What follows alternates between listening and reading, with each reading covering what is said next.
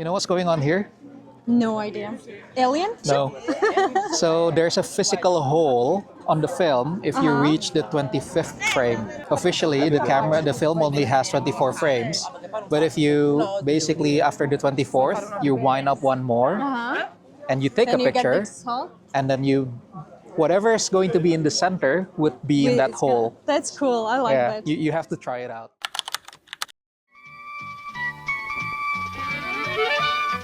What goes in is this small 110 size film cartridge. And what comes out are these strips of black and white or color negative film. The color negative film is entirely new. We're calling it Kodacolor 2. And the prints it gives you from these tiny negatives are entirely new too, in a new, larger, rectangular format.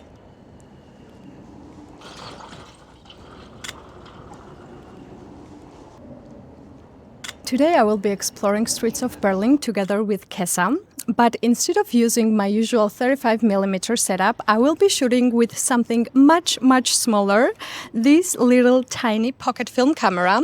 But before we dive in, Kessa, maybe you can tell the audience who you are and what did you bring us today?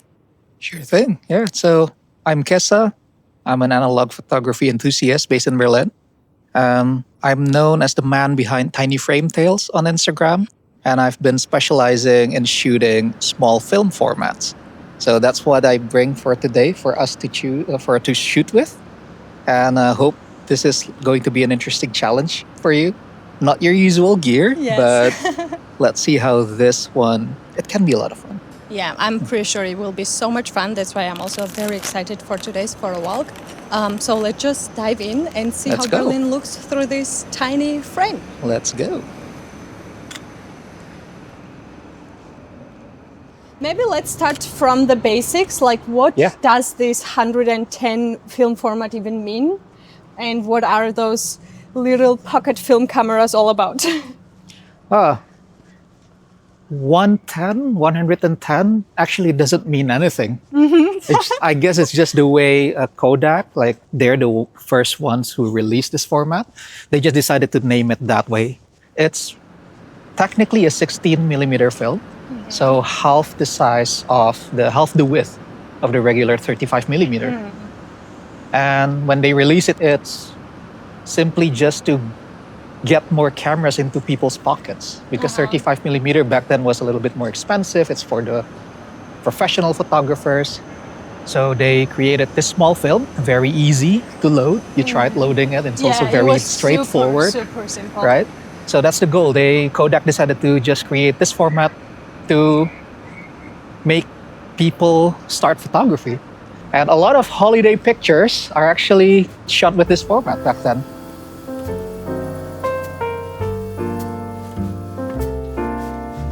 The light is perfect today. Exactly. Because we were going to record this video a week ago and the weather was so terrible. I'm really happy we postponed it. These people are also interesting.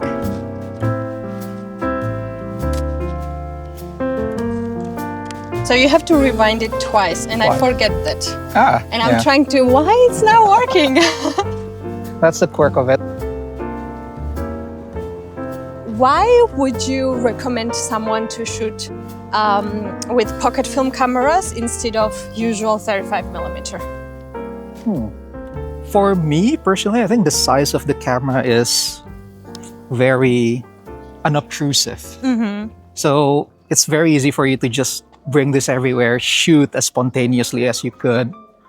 And I think that's the main value of pocket film format, right? Like, because you also see people back then and they were shooting their holiday pictures. If you see photo books that are centered around this format, like it always feels very spontaneous.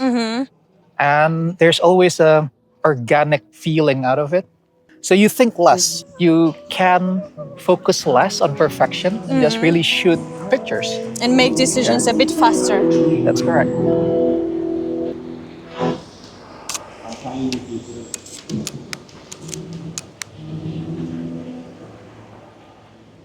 Is there any subject or theme you like to photograph with these cameras? Not really. I'm more intentional with my 35 millimeter usually. But again, because of this form factor of camera, it's very small. I tend not to think much about it, and I just shoot whatever. Uh-huh. I realize So I you're shoot, more experimental. yeah, and I also realize I shoot more of the same scene over and over again, Uh-huh. which at first I don't quite understand. But if I come back to the analogy of an impressionist painting, um, actually that's what impressionist painters do sometimes, right? I was in Potsdam a few months ago and was seeing the exhibition by Pissarro. Uh-huh. And there's this one room where I really, really feel struck with his work is 5 canvas. And he was basically painting the same scene. The view outside his hotel room in Paris in different seasons, in different crowds. And I keep thinking to myself that that's basically what I do with this camera. Would you say like paintings are something you take inspiration from a lot? I think when I'm with this camera, yes. And specifically, I really like impressionist painters because they never really focus on the detail, the technical perfection of things. They just really capture the same things with different light. And with this camera, because the film is also small, you will get grainy pictures, right? Uh-huh. But that's the beauty of it. You try to see how different lights, texture, scenes work with the grain. Yes.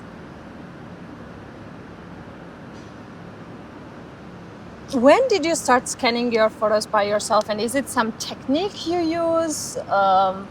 How did you even learn it? Because there are not Okay. many people that scan photos by themselves, and it would be actually one of my dreams to do that one day on my own. So I'm pretty curious, what is your approach there? The simplest answer, why do I start scanning my own film, is because, let's admit, this format, not many labs can scan them. That's the main reason. Like I have 1, 2 labs that I know in Berlin that can scan them. Sometimes I don't like their turnover, for example, when I'm really, really passionate about the role that I'm shooting. So I started researching. I started finding ideas how to scan this film myself.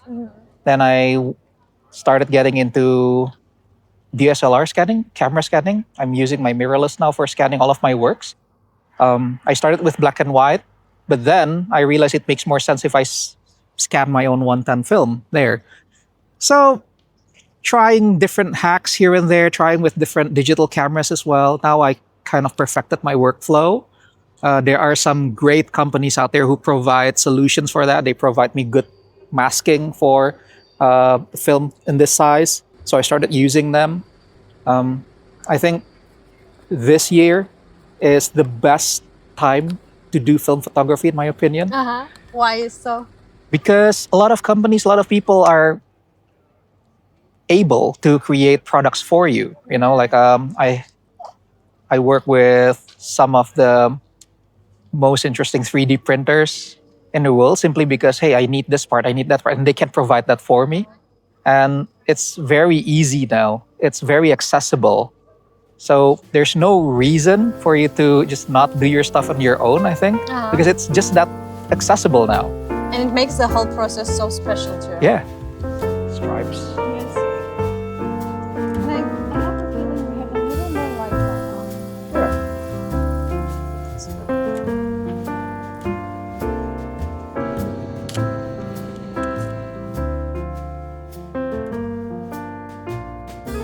I actually can share another insider's tip. Go for it. Okay. So this camera only shoots at 2 ISO. So it only shoots at ISO 100 or 400. Oh, I And see. and the way to choose it is depending on the film cartridge. But all of filmography film are pretty much setting the camera at ISO 100.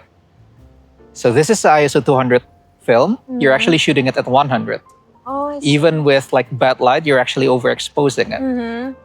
It gets harder to focus, but also to maintain a healthy shutter speed. But usually, it's still going to turn out.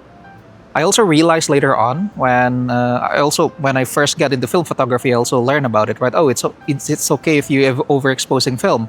But then I tried darkroom printing. All of my overexposed film like looks really bad on paper. Oh, I see. Yeah. So now I know the common myth of it's okay to overexpose your film. That's because most of us now are scanning. Yeah, and then you can increase the contrast a little bit in Yes. Lightroom, and Yeah. that's nice. When you're darkroom printing, then it gets a little bit harder. So you need special paper for it. You need to like a special, like a contrast setting into your enlarger. You have to do like those color filters, for example. So that's how I realized that. So crazy. It's so complex. Almost like cooking. I like you're cooking making- better. I like cooking better. Like I feel like I can easily Experiment. experiment easier.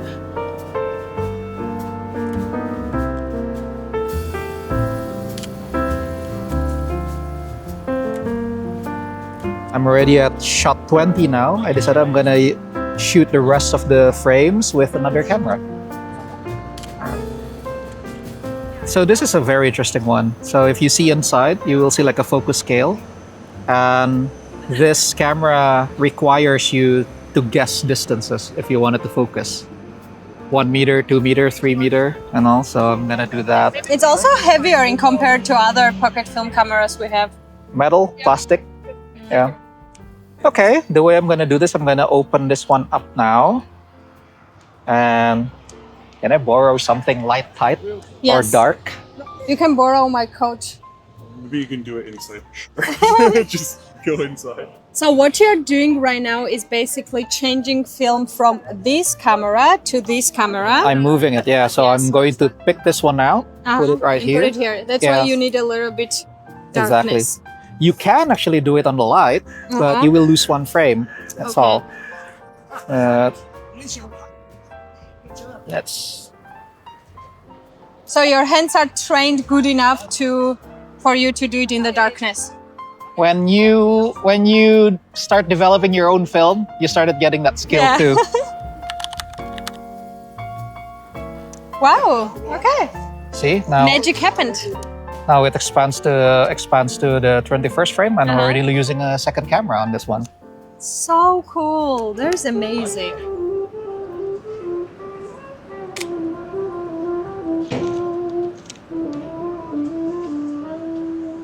You know what's going on here? No idea. Alien? No. So there's a physical hole on the film if you reach the 25th frame. So officially, the film only has 24 frames. But if you basically after the 24th, you wind up one more and you take Then a you get picture, this hole. and then whatever is going to be in the center would be in that hole. That's cool. I like Yeah, that. you have to try it out.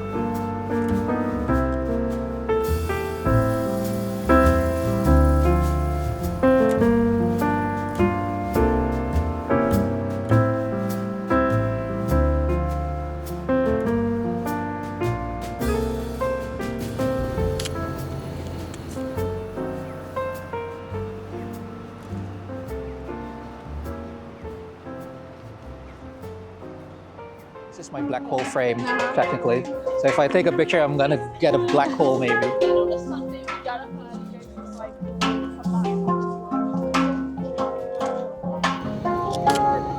Let's see. Very curious. I'm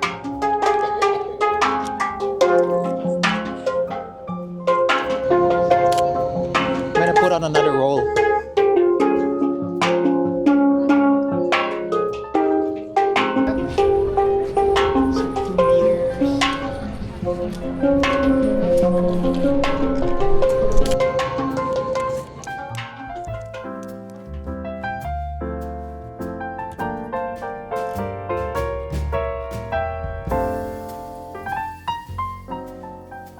All right, I guess that's the end of our photo walk. Thank you, Kessa, so much for joining, for sharing your experience, your knowledge. It was super fun to explore this new format together with you. Oh, thank you for inviting me to join on this journey. It's also a very interesting walk. Always a pleasure. And I hope you guys also enjoyed this photo walk just as much as we did. If you have any questions, feel free to reach out to us or maybe comment it down below. And thanks as always for watching, and I hope to see you in the next one. Bye-bye. See you. See you.